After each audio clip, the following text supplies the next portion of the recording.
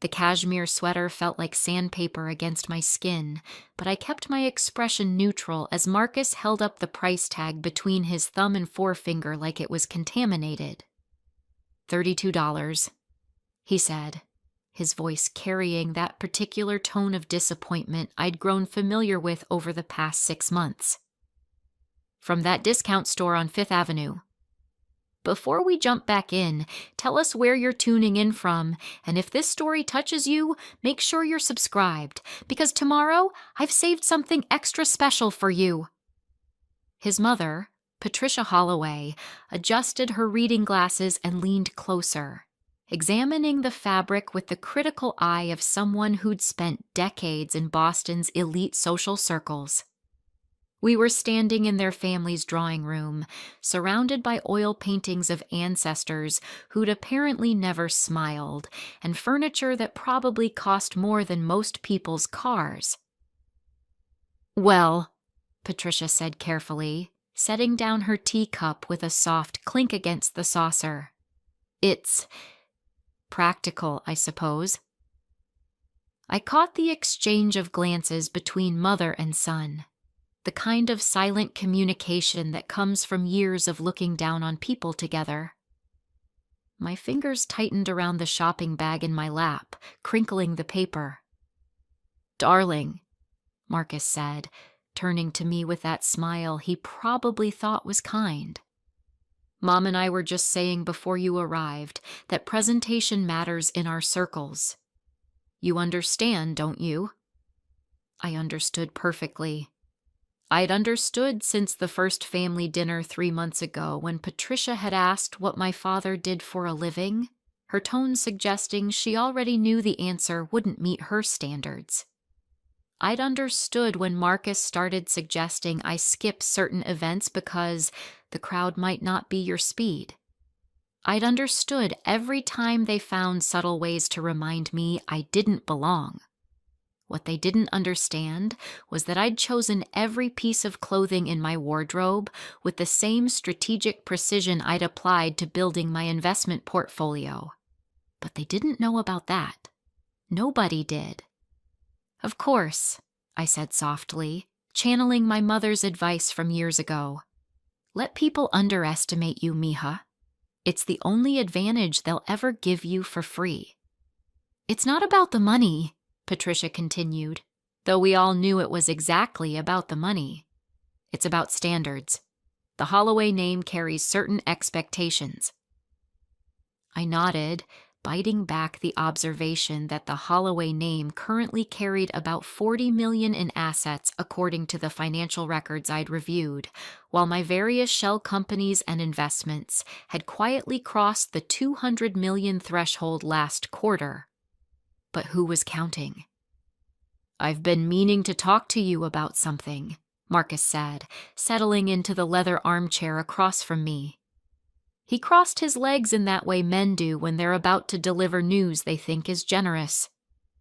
Mother suggested, and I agree, that it might be time for a little makeover.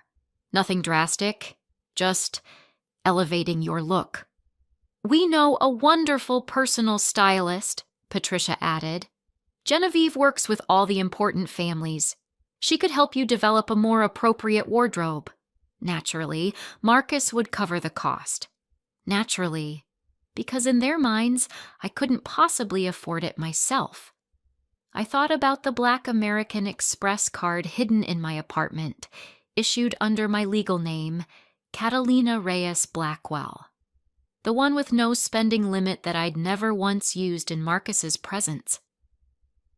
I thought about the vintage Patek Philippe watch locked in my safe deposit box, purchased at auction for $300,000 on a whim. I thought about my Tesla, my real Tesla, parked in a garage across town while I drove a 10-year-old Honda to Marcus's place.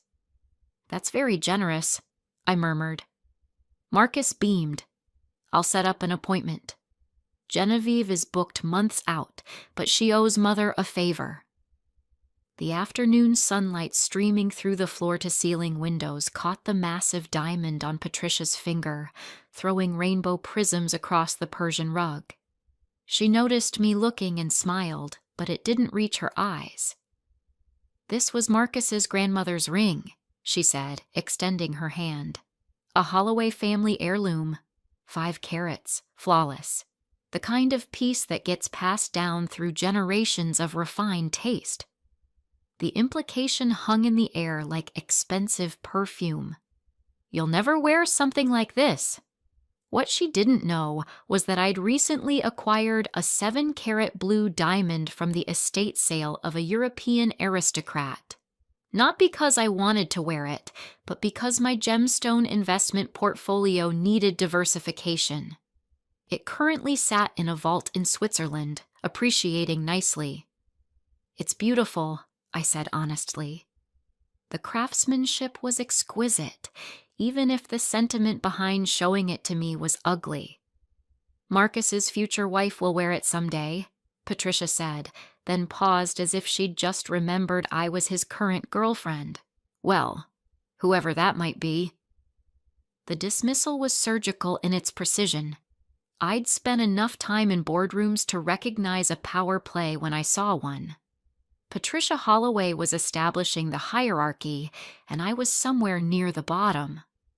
"Mother," Marcus said, but there was no real reproach in his voice. Just mild embarrassment, like she'd committed a minor social gaffe rather than a deliberate insult. "I'm only being realistic, darling. You're 34. The right sort of woman, from the right sort of family, with the right sort of connections. These things matter." I took a sip of the tea I'd been served, letting the warm liquid buy me a moment. The truth was, I was exactly the right sort of woman. Summa cum laude from Wharton. Principal of my own private equity firm, though it operated under a carefully anonymous structure. Featured in Forbes's 30 under 30 list 4 years ago, though I'd declined to use my photo, citing privacy concerns. The article had run with a silhouette and the mysterious caption, "The venture capitalist who refuses to be seen." But Marcus knew none of this. He knew Kat, the freelance marketing consultant who lived in a modest apartment in Brooklyn and took the subway to work. Kat, who wore discount store sweaters and shoes from last season, and seemed grateful for dinners at restaurants where the entrees cost what she supposedly made in a week. I'd started the deception almost by accident. We'd met at a coffee shop where I'd been working on my laptop, reviewing acquisition targets for a technology startup I was planning to fund. He'd struck up a conversation, charming and handsome in that old money way that comes from generations of confidence. When he asked what I did, something had made me hesitate. Maybe it was the 3 relationships before him that had imploded the moment men learned about my wealth. Maybe it was curiosity. Maybe it was self-preservation. So I'd lied. Not completely, but enough. I'd stripped away the zeros from my income, the prestigious firm name from my business cards, the luxury from my lifestyle. I'd created a persona that was 90% truth and 10% strategic omission. And Marcus had fallen for Kat, the woman who needed him, who looked at his family's wealth with appropriate awe, who made him feel like the successful one. "I should probably head home," I said, standing and smoothing down my cheap sweater. "Early morning tomorrow." "Still doing those freelance projects?" Patricia asked, making freelance sound like a communicable disease. "Yes. I have a call with a client at 7. The client was actually the CEO of a pharmaceutical company I'd helped take public last year. We were discussing my firm's participation in their next round of funding, but Patricia didn't need to know that. Marcus walked me to the door, his hand resting on the small of my back, in a gesture that was more possessive than affectionate. "Don't take Mother too seriously," he said quietly. "She means well. She just wants the best for me." "I know. And I want what's best for you, too." He tucked a strand of my dark hair behind my ear. "Let me help you, Kat." Let me introduce you to the right people, get you into rooms where real opportunities happen. You're smart, you're beautiful, you just need polish. Polish. As if I were a rough gem that needed his family's refinement to shine. Thank you, I said, because what else could I say? Not the truth, not yet. He kissed my forehead. I'll text you about Genevieve. And Kat? Maybe think about what Mother said, about the future, about whether this is really the right fit. I drove home in my Honda, the reliable little car that had seen me through my first $1 million in earnings, the car I couldn't bring myself to replace because it reminded me where I'd come from. My phone rang as I merged onto the highway. Sarah Chen, my chief operating officer and the only person who knew about both sides of my life. How was the Lion's Den? She asked. Patricia suggested a makeover. Marcus thinks I need polish. Please tell me you're done with this experiment. I switched lanes, considering. Not yet. Kat, this has gone beyond proving a point. They're actively insulting you. That's not love, that's contempt. I know what it is. Then why are you still there? Preparing and narrating this story took us a lot of time, so if you are enjoying it, like this video, it means a lot to us. Now back to the story. Good question.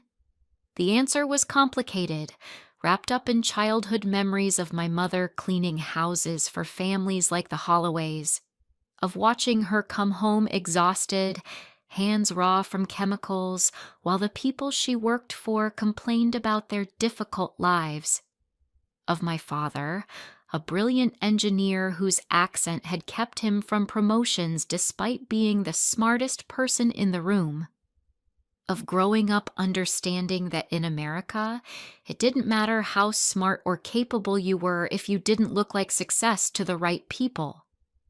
Because I want to see how far they'll go, I said finally. I want to understand exactly who they are when they think there are no consequences. And then I'll decide what those consequences should be. Sarah sighed. Well, in the meantime, the Holloway portfolio just crossed my desk. I sat up straighter. Which Holloway portfolio? The family's investment portfolio. They're courting several firms for restructuring.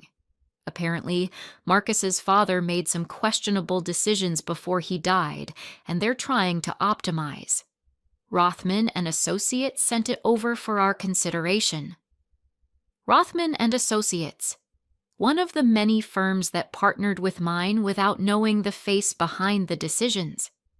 I'd built my company like a Russian nesting doll with layers of anonymity protecting my identity. Clients knew they were working with Blackwell Capital Partners. Very few knew that the elusive C. Reyes Blackwell who signed off on deals was a 30-year-old woman who currently had a boyfriend who thought she couldn't afford designer clothes. Send me the details, I said. Kat, no. You cannot get involved in your boyfriend's family finances. That's a disaster waiting to happen. Just send me the details, Sarah. She was quiet for a moment. You're playing with fire. I'm conducting due diligence. There's a difference. Is there?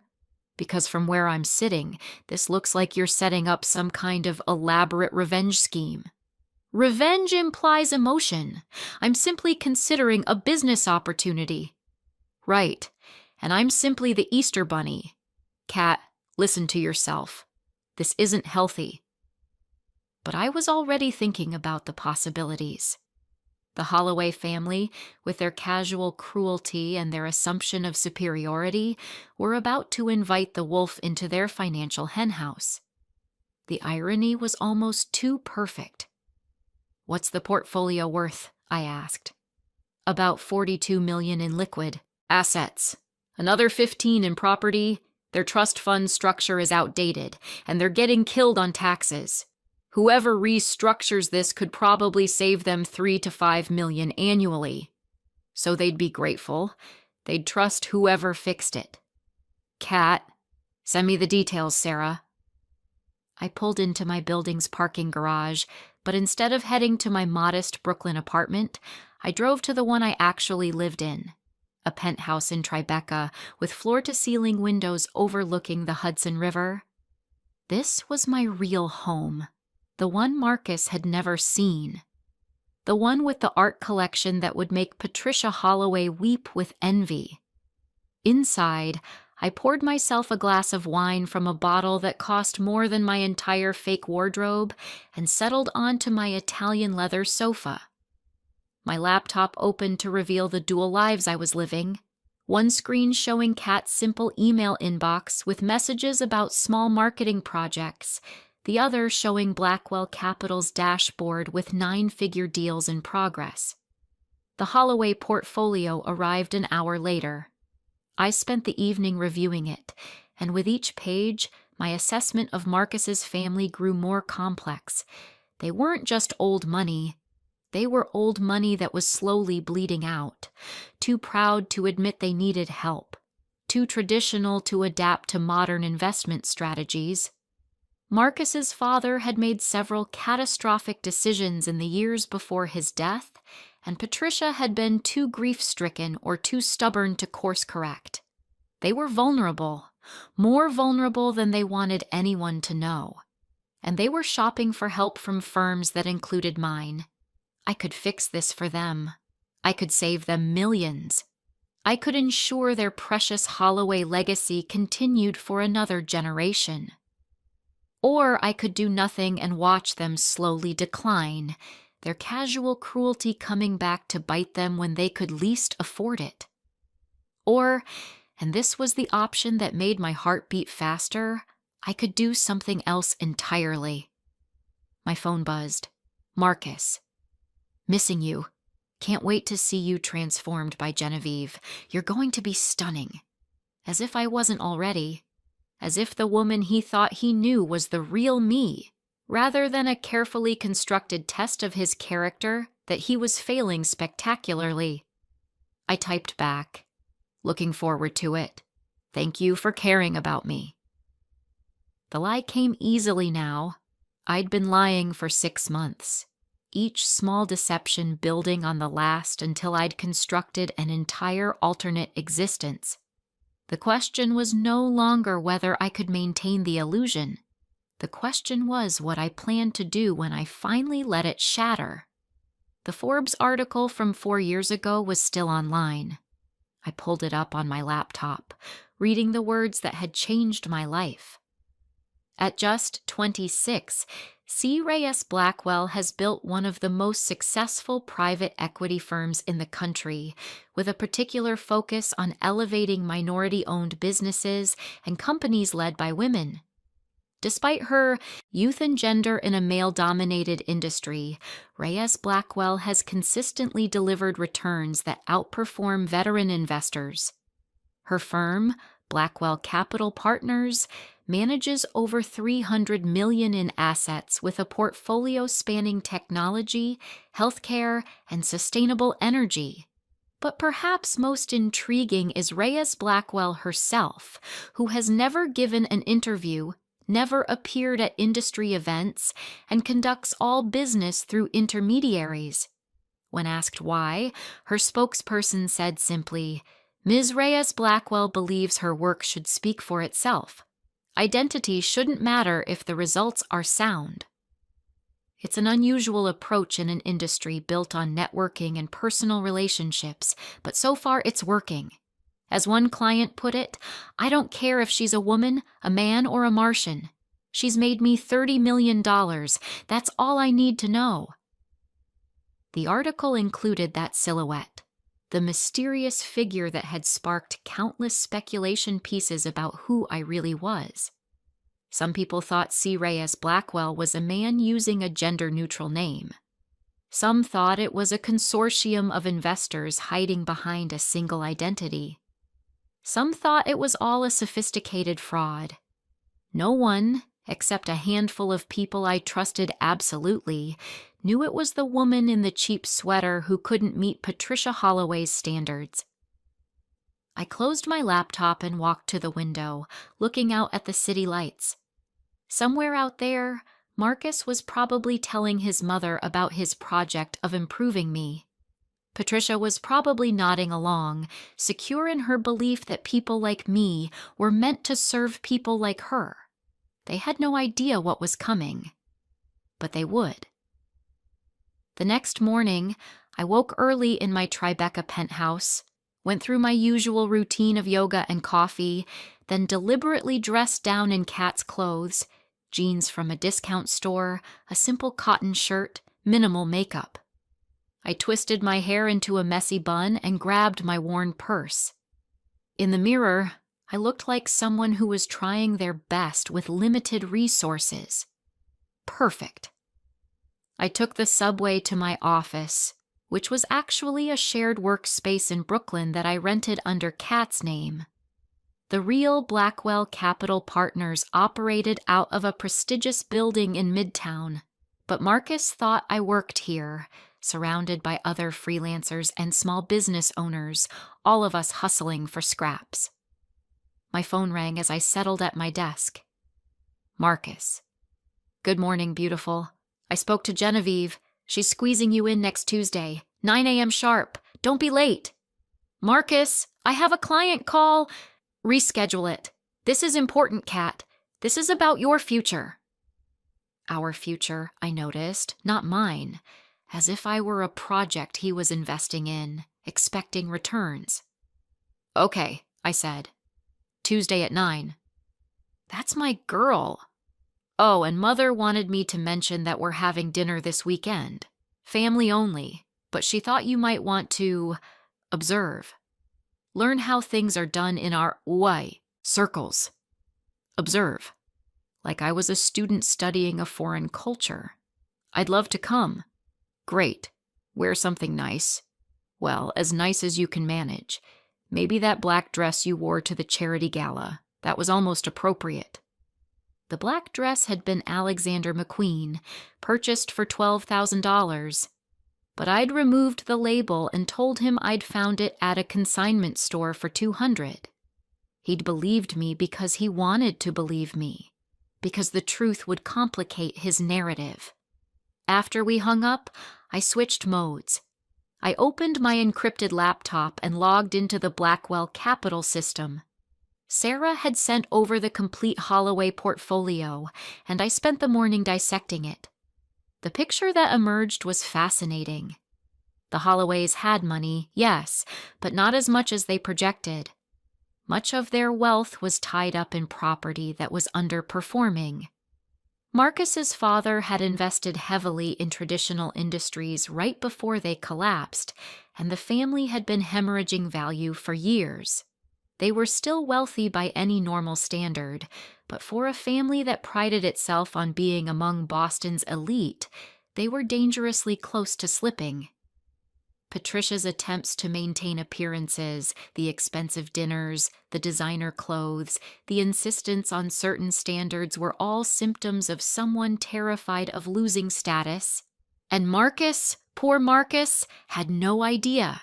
He was spending like the money would last forever, taking trips, buying watches, maintaining the Holloway image without understanding that the foundation was cracking. They needed help. Real, significant help, and I could give it to them. But should I? My phone buzzed with a message from an unknown number. When I opened it, my blood ran cold. It was a photo of me. Not Kat in her discount clothes, but me. Catalina Reyes Blackwell, in a custom Dior gown, at a private charity function in Manhattan last year. I was standing with 2 senators and a tech billionaire, laughing at something someone had said. My hair was styled, my makeup was perfect, and I was wearing jewelry worth more than Marcus's car. Below the photo, interesting double life you're living, Ms. Reyes Blackwell. Does your boyfriend know? I stared at my phone, my mind racing. Someone knew. Someone had connected the dots. Someone was threatening me, but who? And what did they want? A follow-up message appeared. Don't worry, your secret is safe, for now. but I think we should talk. The Holloway portfolio is quite interesting, isn't it? It would be a shame if certain information reached certain people at the wrong time. Meet me at Cafe Reggio in Greenwich Village. Tomorrow, 3 p.m. Come alone, and come as yourself, not as Kat. I sat back in my chair, my heart pounding. Someone was blackmailing me. Someone knew about both my identities and was using them as leverage. But for what? I looked at the photo again, analyzing it for clues. The event had been invitation only, extremely exclusive. Whoever took this was either there or had access to photos from someone who was. The guest list had been maybe 50 people, all carefully vetted. I pulled up my records from that night and started cross-referencing. Who had been there?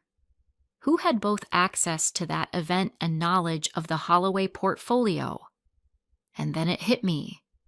Patricia Holloway had been at that event, not as a guest, but as a volunteer. I remembered seeing her briefly, working with the catering staff, one of those wealthy women who like to feel useful by helping at charity functions. She'd been in the background, almost invisible, but she'd been there. And if she'd been there, she might have photos. She might have put the pieces together. Patricia Holloway, with her obsession with status and connections, might have recognized me from that Forbes article's silhouette, matched it to the figure in the photos, and realized that the woman her son was dating wasn't who she claimed to be. But why not confront me directly? Why the blackmail? Unless she wanted something? Unless she'd figured out not just who I was, but what I could do for her family's failing finances. This was bigger than I'd thought, more complicated, more dangerous. I had 24 hours to figure out my next move. 24 hours to decide whether to meet this mystery person, whether to come clean to Marcus, whether to walk away from this entire situation while I still could, or whether to dive deeper and see where this game really led. I looked at the Holloway portfolio again, seeing it with new eyes. This wasn't just about Marcus and his casual cruelty, or Patricia and her dismissive superiority. This was about something bigger. This was about power and perception and the masks we all wore. And I was very good at wearing masks. "Sarah," I said, calling my COO, "I need you to dig into something for me. The Holloway family, everything. Financial records, social connections, business dealings. I want to know every secret they're hiding." "Kat, what's going on? Someone knows who I am. Someone's threatening to expose me." "Then walk away. Cut ties with Marcus, move on. You've proven your point." "It's not that simple anymore." "Why not?"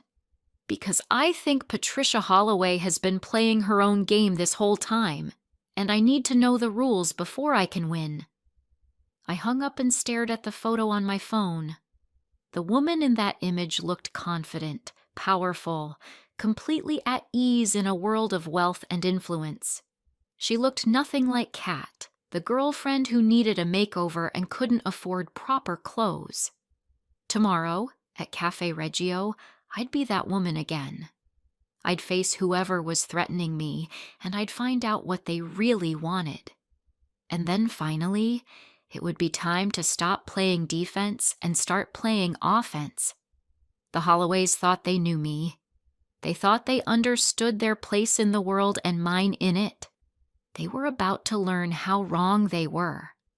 But tonight, I had to attend my Tuesday appointment with Genevieve, the personal stylist who was going to fix me. The appointment Marcus was so proud of arranging, as if I were a project that needed completion. I could cancel. I could blow it off and start dismantling this entire charade right now. But something made me hesitate. Maybe it was pride. Maybe it was curiosity about how far Marcus and Patricia would really go. Maybe it was the knowledge that the bigger the fall, the more spectacular the landing. So I kept the appointment on my calendar, and I started planning. Because if someone was going to expose my double life, it would be on my terms, in my timing, with my narrative. Not theirs. Never theirs. Cafe Reggio was nearly empty at 3 p.m. on a Wednesday. I arrived 15 minutes early, dressed as myself for the first time in months around anyone connected to Marcus. Custom-tailored Armani blazer, silk blouse, Louboutin heels. My hair was professionally styled, makeup flawless. The transformation from Kat to Catalina was complete. I ordered an espresso and waited. At exactly 3 p.m., Patricia Holloway walked through the door. Not Marcus. Not some anonymous blackmailer. Patricia herself, wearing a Chanel suit and an expression that was equal parts triumph and desperation. She spotted me immediately, and for just a moment, her mask slipped. I saw recognition, calculation, and something that looked almost like fear. "Ms. Reyes-Blackwell," she said, sliding into the seat across from me. "Thank you for coming." Did I have a choice? We always have choices. The question is which ones serve us best. She ordered a cappuccino from the hovering waiter, then turned back to me with a smile that didn't reach her eyes. "I must say, you're even more impressive in person. The photos don't do you justice." "How long have you known?" "About 3 weeks. I was sorting through photos from the Meadowbrook Charity Gala last year, and there you were, standing with Senator Richardson. Something about your profile nagged at me. Then I remembered that Forbes article, The Mysterious Investor. The silhouette matched. So I did some digging. And you're blackmailing me because—" Patricia laughed, but it was bitter.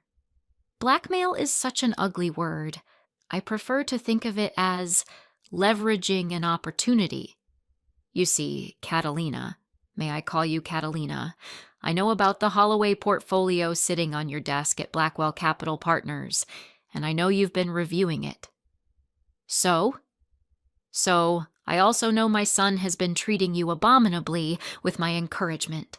I know we've been cruel, dismissive, and classist. I know exactly who we've been to you these past 6 months. She took a sip of her cappuccino.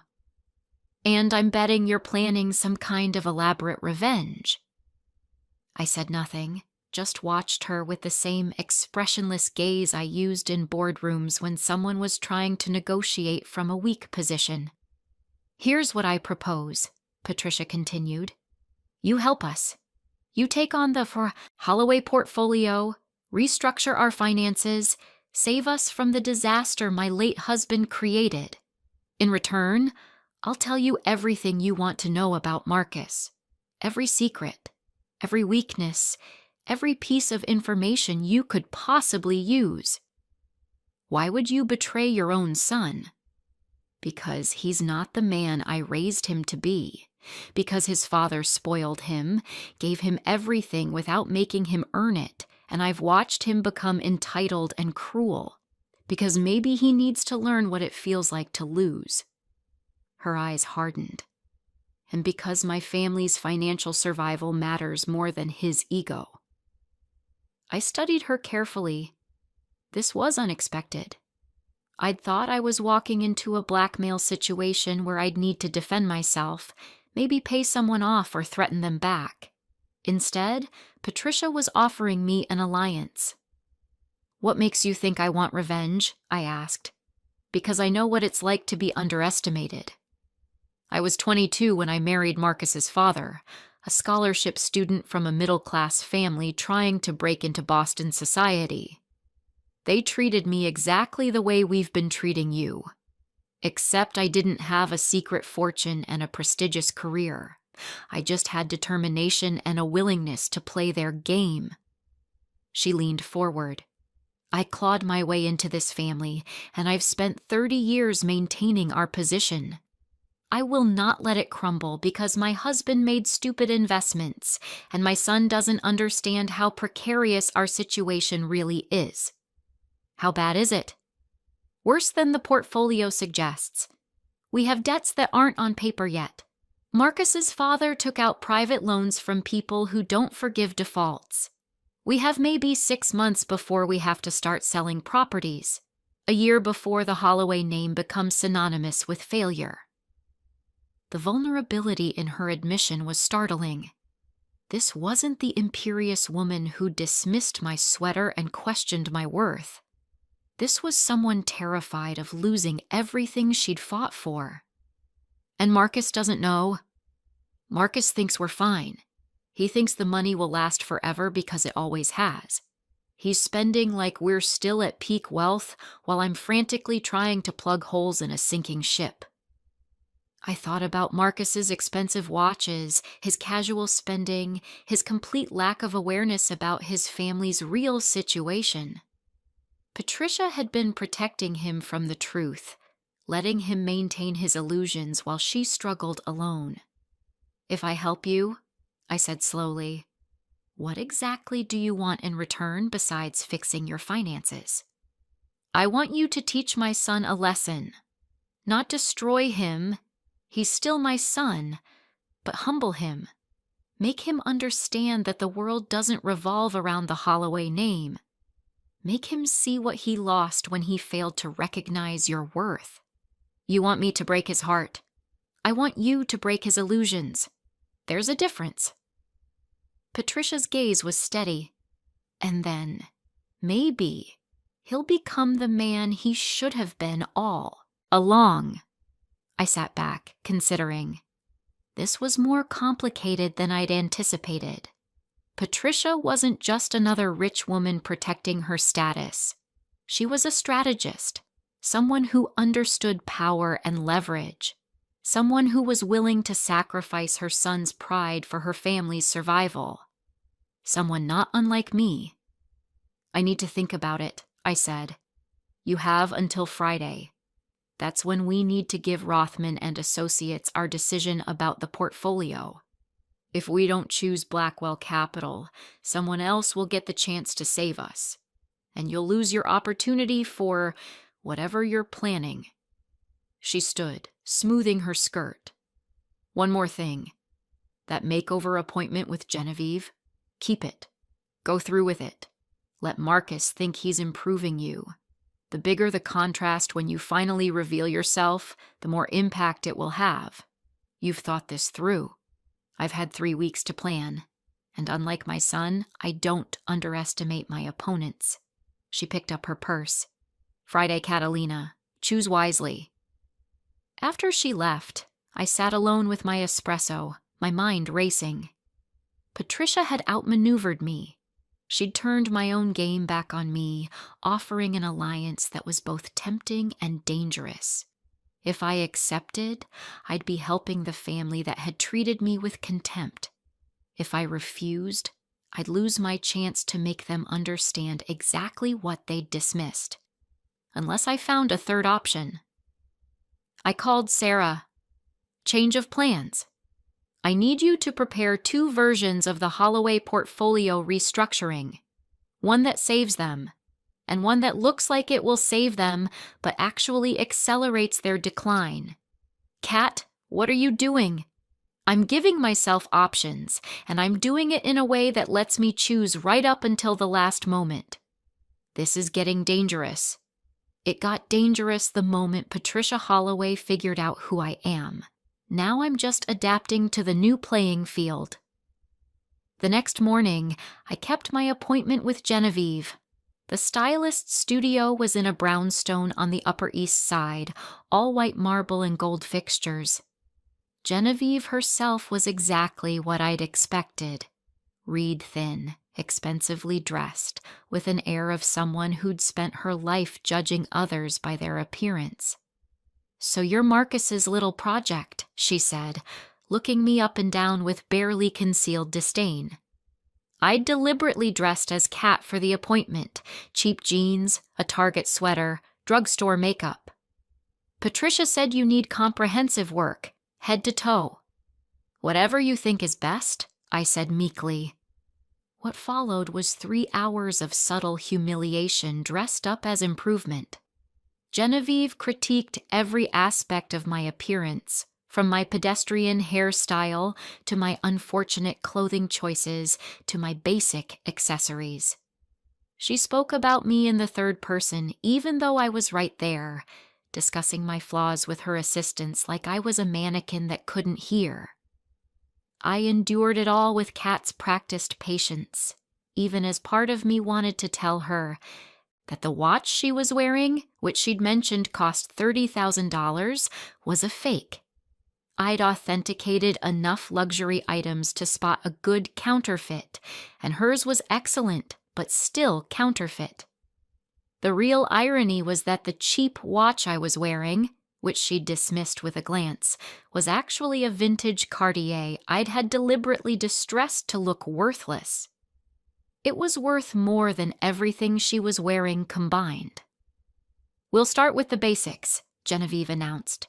"Proper foundation garments, a capsule wardrobe of quality pieces, shoes that won't embarrass Marcus at important events. Nothing too flashy. We don't want people to think he's trying too hard with you." The implication being that I was inherently unflashy, someone who needed help just to reach mediocre. "Thank you," I said softly. "I really appreciate you taking the time." "Well, Patricia is an old friend, and Marcus deserves to have a girlfriend who doesn't look like she shops at discount stores." I almost laughed. If only she knew that I owned shares in the luxury department store where she was planning to take me shopping. 6 hours and supposedly $12,000 of Marcus's money later, I'd actually spent about $2,000. The rest Genevieve would pocket, I was certain. I left with bags of clothing that were nice but not exceptional. Good enough to meet Patricia's standards, not good enough to raise questions about how I could afford them. Marcus called as I was loading the bags into my Honda. "How did it go? Genevieve texted that you were very cooperative." "It was wonderful. Thank you so much for arranging it. Send me some photos of you in the new outfits. I can't wait to see the transformation."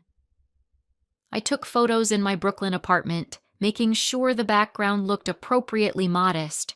In each shot, I smiled like someone grateful for being rescued from her own poor taste. Marcus responded with enthusiasm. "Beautiful. You're going to turn heads at Saturday's dinner." Saturday. The family dinner where Patricia wanted me to observe and learn, where I'd presumably sit quietly while they demonstrated how refined people behaved, where they'd continue to treat me as lesser while believing they were being generous in including me at all. Except Saturday was also the day after my Friday deadline with Patricia. I spent Thursday working on both versions of the Holloway portfolio restructuring. The first version was brilliant if I did say so myself. It would save them approximately $5 million annually, restructure their debt, optimize their property holdings, and set them up for sustainable growth. It was the kind of work that would make them very grateful to Blackwell Capital Partners and very dependent on our continued guidance. The second version was more subtle. It looked equally brilliant on the surface, with impressive projections and seemingly sound strategy. But I'd built in several time-delayed problems.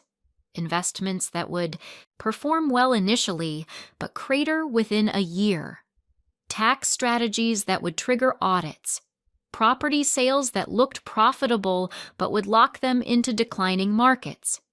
Within 18 months, the Holloway family would be in worse shape than when they started, and they'd have no one to blame but themselves for following bad advice.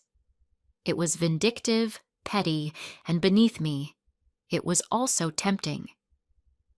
Friday morning, I made my decision. I called Patricia. "I'll take the portfolio, but not as an alliance with you. This is purely business. I'm going to save your family because that's what I do. I fix broken financial situations. What happens with Marcus is separate. That's personal, and I'll handle it my way." "Fair enough," Patricia said, and I could hear the relief in her voice. "But Catalina?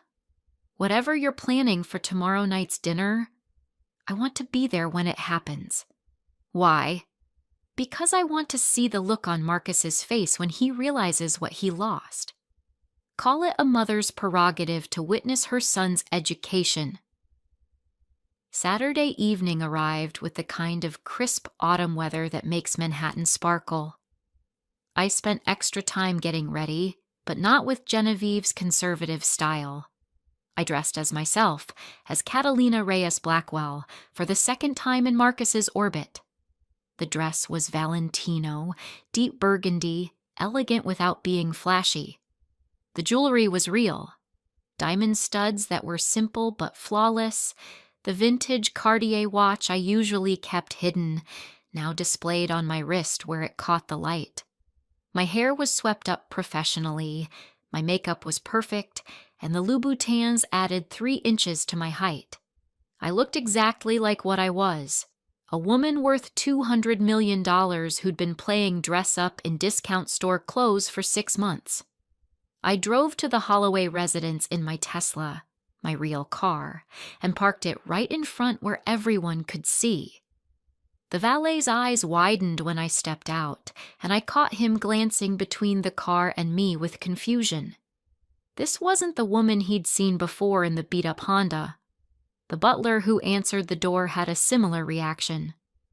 "Miss Reyes?" "Reyes Blackwell," I corrected gently. "I'm here for dinner." "Of course. Please come in." The drawing room was full, not just Marcus and Patricia, but also Marcus's Uncle Robert, his Aunt Caroline, and several family friends. About 15 people total, all dressed formally, all part of Boston's old money elite. They turned when I entered, and the room went absolutely silent. Marcus stood by the fireplace, holding a glass of scotch, his mouth literally hanging open. He blinked several times, as if I might disappear and be replaced by the cat he knew. "Catalina," Patricia said smoothly, moving forward to greet me. "I'm so glad you could join us. I don't believe you've met everyone in your true capacity." "Cat?" Marcus finally managed. What are you?" "My name is Catalina Reyes Blackwell," I said clearly, my voice carrying across the room. "Though I believe some of you may have heard of me by my professional name, C. Reyes Blackwell, founder and principal of Blackwell Capital Partners." The recognition rippled through the room. Robert's eyes went wide. Caroline actually gasped. One of the family friends, an older man in banking, started to laugh, then caught himself. "I don't understand," Marcus said, still frozen in place. "You're a freelance marketing consultant. You live in Brooklyn. You drive a Honda. You shop at discount stores." "No, Marcus. Kat, the woman you thought you knew did those things. Kat was a fiction, an experiment, if you will." I moved further into the room, very aware of all eyes on me. I wanted to know what would happen if a successful woman hid her success. If she presented herself as ordinary, even struggling. I wanted to see how she'd be treated. "This is insane," Marcus said, but his voice lacked conviction. He was starting to put the pieces together, starting to remember things that hadn't quite added up. "Is it? Let me tell you what I learned. I learned that you're generous only when you feel superior, that you're kind only when you're in a position of power, that you mock people for being poor while having no idea what real poverty actually looks like." I turned to Patricia. "I learned that your mother is far more strategic than you realize, far more willing to do what's necessary to survive." "Patricia, what is she talking about?" Robert demanded. Patricia smiled, and it was genuine. "I'm talking about the fact that Blackwell Capital Partners just took over our family portfolio, that Ms. Reyes Blackwell spent the last 3 days restructuring our entire financial situation, that she's going to save us approximately $5 million annually and ensure the Holloway name remains relevant for another generation." The room erupted. Everyone started talking at once, questions flying. But I only watched Marcus, watched the emotions play across his face. Shock, confusion, anger, and finally, humiliation. "You lied to me," he said. "You pretended to be someone you're not." "Yes. Exactly the way you've been pretending for 6 months that you cared about me, while actually being ashamed of who you thought I was. That's not fair, isn't it? Tell me, Marcus, did you love Kat? The woman who couldn't afford nice clothes, who needed your help, who made you feel important because she had so much less than you?" He said nothing. "Or did you love having someone you could fix? Someone you could mold? Someone who made you feel generous without actually requiring you to be genuinely generous?" "I took you to nice restaurants," he protested weakly. "I introduced you to people. I tried to help you." "You condescended to me. You pitied me. You and your mother made jokes about my cheap clothes while I smiled and pretended not to notice. You treated me like a charity case while spending money that belongs to a family that's been circling the drain financially for 3 years. That got everyone's attention." Robert turned to Patricia. "What does she mean, circling the drain?" "Oh, she means exactly what she says," I said, pulling out my phone and displaying the portfolio summary on the screen. "The Holloway family has been losing money steadily since Marcus's father died. You're carrying private debt that's not on any official books. Your properties are underperforming. Your investment strategy is decades out of date. You've been maintaining appearances while hemorrhaging cash, and if I hadn't intervened, you'd have had to start selling assets within 6 months.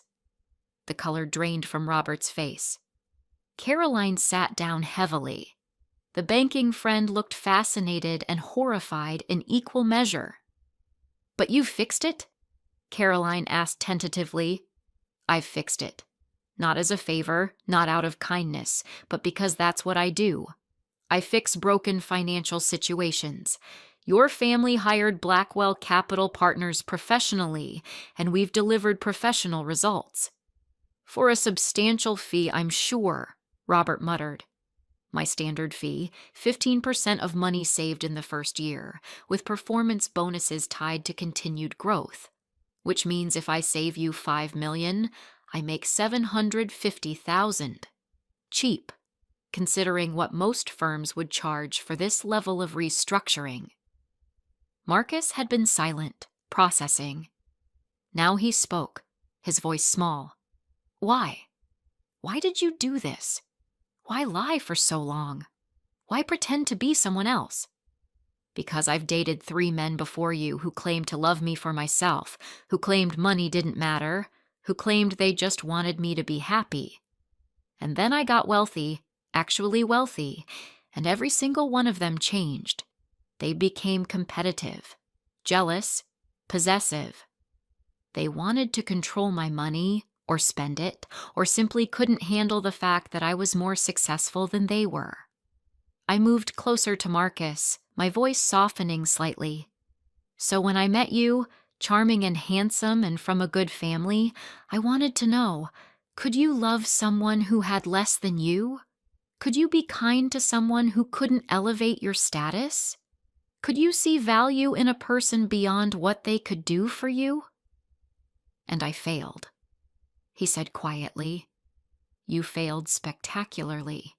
Not just with the mockery and the condescension, but with your complete and utter blindness to who I actually was. Do you know how many clues I left? How many times I demonstrated knowledge or skills that didn't fit with what a struggling freelancer should have? You never noticed because you didn't want to notice. You wanted Kat, the project you could improve." Patricia stepped forward. "Marcus, she's right. And I've been complicit in it. I encouraged you to see her as lesser because I was terrified of losing our place in society, because I thought love should come with proper credentials and the right background." She looked at me. "But I was wrong, and I'm sorry." It was Perhaps the first genuine apology I'd received from a Holloway. "So what now?" Marcus asked. "Do you want me to grovel? Do you want me to beg for another chance? Do you want revenge?" I considered the question. 6 months ago, when I'd started this experiment, I probably would have wanted revenge. The elaborate public humiliation, the complete destruction of his ego. But standing here now, looking at Marcus's genuine confusion and hurt, I felt something different. I felt tired. I don't want revenge, Marcus. I wanted understanding. I wanted you to see what you were doing, how you were treating people, what kind of man you'd become. I glanced around the room. I wanted all of you to understand that the markers you use to judge worth, money, status, appearance are meaningless. That the woman you dismissed as not good enough is the same woman who just saved your family legacy. "So we're done?" Marcus said. "Just like that?" "We were done 6 months ago. You just didn't know it. I was always going to end this, Marcus. The only question was whether you'd learn anything from it." He nodded slowly, and I could see him processing everything. The lies, the truth, the mirror he'd been forced to look into. "I think I understand. I don't like it, but I understand. That's more than I expected." Patricia walked me to the door when I left. The party behind us was breaking up, everyone still buzzing about the revelation. "Thank you," she said quietly. "Not just for the portfolio, but for not destroying him completely. You could have." "I could have. But what would be the point? He's not evil, Patricia. He's just privileged and unaware. Maybe this will change him. Maybe it won't. But at least now he knows what it feels like to be underestimated. And us? Blackwell Capital and the Holloways? Purely professional. You'll get quarterly reports, strategy sessions, and my firm's full attention. Your family's finances will be stable within 6 months and thriving within a year. But I'm not your friend, and I'm not Marcus's second chance." "Fair enough." She hesitated. "For what it's worth, I do see the irony. I spent 30 years fighting to be accepted by this family, to prove I belonged in their world. And here you are, more successful than any of us could ever dream of being, and you chose to hide it. You chose invisibility while I fought for visibility. Different paths to the same realization. That acceptance from people who judge you by arbitrary standards isn't actually worth having." I drove home in my Tesla, through the glittering Manhattan streets, back to my real apartment with my real life. I poured a glass of expensive wine and stood at my floor-to-ceiling windows, looking out at the city. My phone buzzed. "Sarah. So, how did it go?" "It's done. The Holloway family knows who I am. Marcus knows the truth. The experiment is over. And? Do you feel satisfied, vindicated, triumphant?" I considered the question. "I feel educated. I learned that revenge isn't as satisfying as understanding, that proving a point doesn't actually change people, it just forces them to confront themselves, and that the best response to being underestimated isn't elaborate retaliation, it's simply revealing yourself and moving on." "Very mature of you." "Don't sound so surprised." "I'm not surprised, just relieved. So what's next? Back to your regular life? No more secret identities?" "No more secret identities," I confirmed. "From now on, I'm just Catalina. No more cat, no more hiding, no more tests. If someone can't handle my success, that's their problem, not mine." "And dating?" I laughed. "Let's give that a break for a while." 3 months later, I received an invitation to the Holloway family's annual holiday party. Not from Marcus, we hadn't spoken since that dinner, but from Patricia. The note included with the invitation was handwritten. "Dear Catalina, I hope you'll join us. Not as our portfolio manager, but as someone I'd genuinely like to know better. You taught me that there's more than one way to be powerful, and that honesty is braver than pretense. I'd like to try being more like you. Sincerely, Patricia. I stood in my penthouse, holding the invitation, genuinely uncertain whether to go. In the end, I went. Not in designer clothes meant to impress, but in something comfortable and authentic.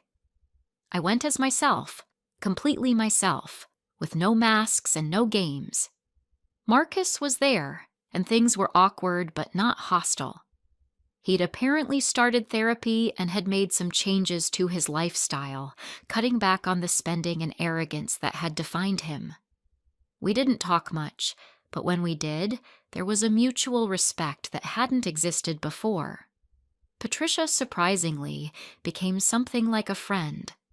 She was still sharp and strategic, but there was an honesty to her now that I appreciated. She told me about her own journey, climbing the social ladder, and how exhausting it had been to maintain appearances for so long.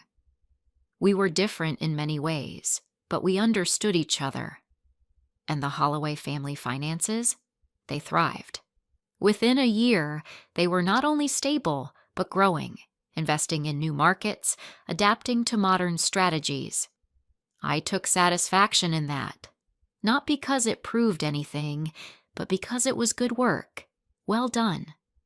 One evening, 6 months after the big revelation, I sat in a coffee shop working on my laptop.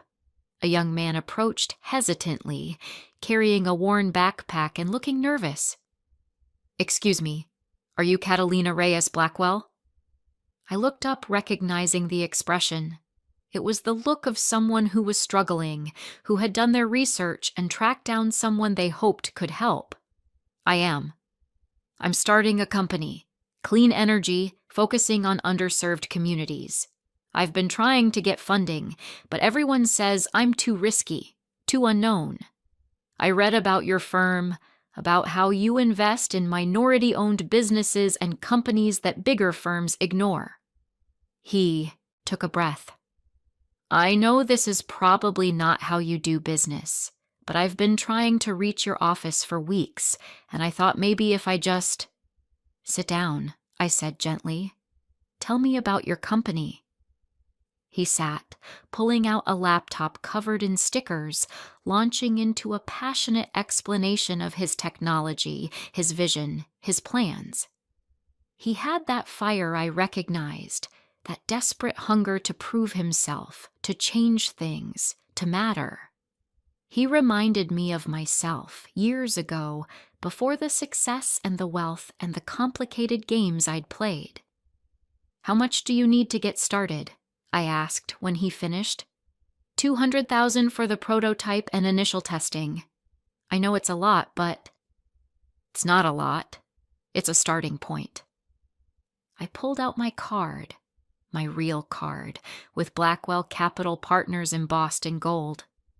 "Email me your business plan and financial projections. I'll review it, and if the numbers work, we'll talk about funding." His eyes went wide. "Really? Just like that?"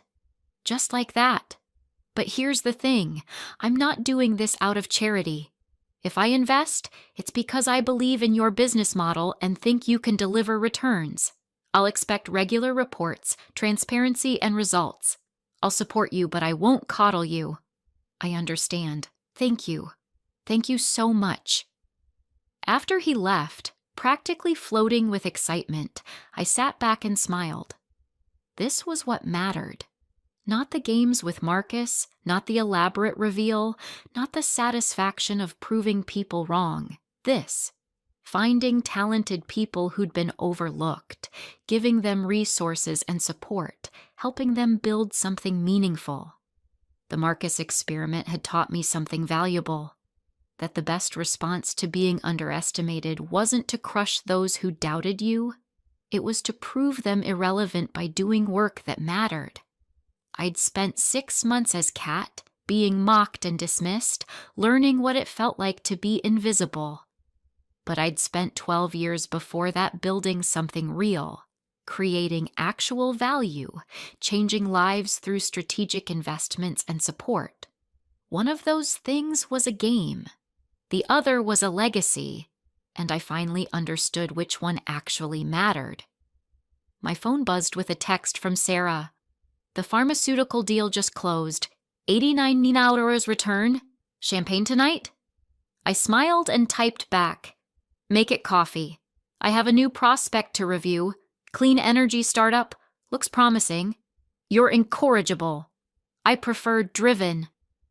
I packed up my laptop and walked out into the Manhattan evening, just another person in the crowd, invisible in the best possible way. No longer hiding behind Kat's facade, but also not needing to prove my worth to anyone who wasn't willing to see it. The Holloways would be fine. Marcus would grow or he wouldn't. Patricia would continue her climb, but maybe with more authenticity now. And me? I had companies to fund, entrepreneurs to support, and a legacy to build that had nothing to do with expensive clothes or Forbes, articles, or proving anyone wrong. I was Catalina Reyes Blackwell, founder of Blackwell Capital Partners, and I was exactly enough. Up next, you've got 2 more standout stories right on your screen. If this one hit the mark, you won't want to pass these up. Just click and check them out, and don't forget to like, subscribe, and turn on the notification bell so you don't miss any upload from us.